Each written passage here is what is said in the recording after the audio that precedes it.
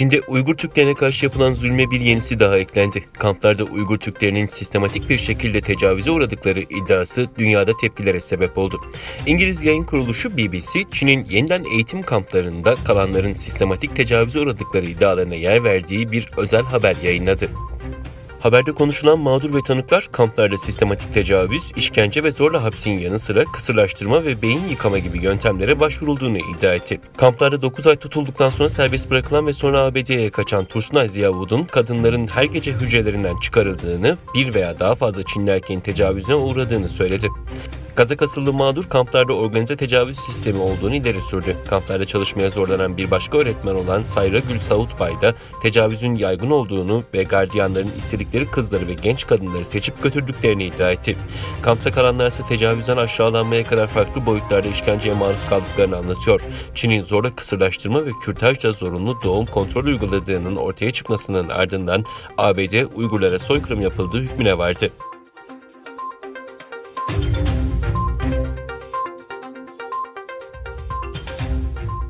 Doğu Türkistan'da yaşayan ailelerden haber alamayan Uygur Türkleri Çin'in Ankara Büyükelçiliği önünde eylem düzenledi. Çin'in İstanbul Başkonsolosluğu önünde aile nöbeti tutan toplama kampı mağduru Doğu Türkistanlılar Ankara Çin Büyükelçiliği önünde eylem yaptı.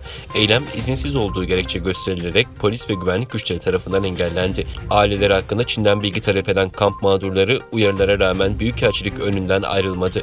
Türkiye'deki Doğu Türkistanlıların Çin İstanbul Başkonsolosluğu önündeki aile nöbeti dilekçe süreciyle yeni bir boyuta taşınırken dün de Ankara'da ilk defa eylem düzenlendi.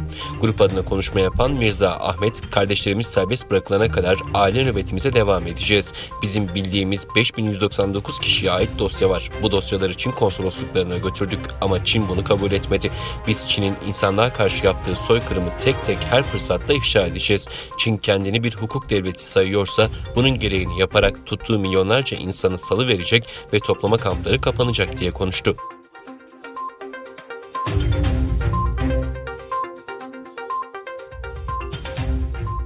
Birleşmiş Milletler Güvenlik Konseyi Myanmar'da pazartesi günü meydana gelen darbeyi kınayacak ortak bir anlaşma üzerinde mutabakata varamadı.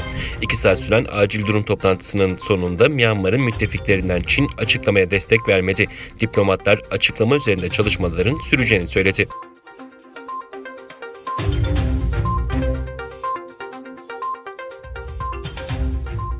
İran'ın Birleşmiş Milletler Daimi Temsilcisi ABD Başkanı Joe Biden idaresine İran nükleer anlaşması konusunda çağrıda bulunarak fırsat penceresi kapanıyor dedi. ABD'nin eski başkan Donald Trump döneminde çıktığı İran nükleer programıyla ilgili konuşan İran'ın Birleşmiş Milletler Daimi Temsilcisi Mecid Taht Revanchi, Biden'a ortak kapsamlı eylem planına geri dönme konusunda acele davranması gerektiğini söyledi.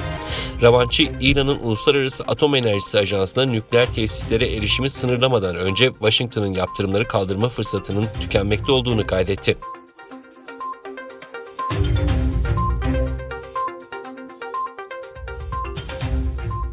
Avustralya'nın Batı Avustralya eyaletinin başkenti Perth'in kuzeydoğusunda 4 gündür kontrol altına alınamayan orman yangınlarında kullanılamaz hale gelen ev sayısının 81'e yükseldiği açıklandı. Batı Avustralya İtfaiye ve Acil Durum Hizmetleri Departmanı müfettişi 500 kadar itfaiyecinin yangınları kontrol etmeye çalıştığını, arazi ve kötü hava şartları dikkate alındığında yangının bir hafta veya daha fazla sürebileceğini söyledi. Müfettiş 10.000 hektardan fazla alanı küle çeviren yangınlarda kullanılamaz hale gelen ev sayısının 81'e çıktığını açıkladı.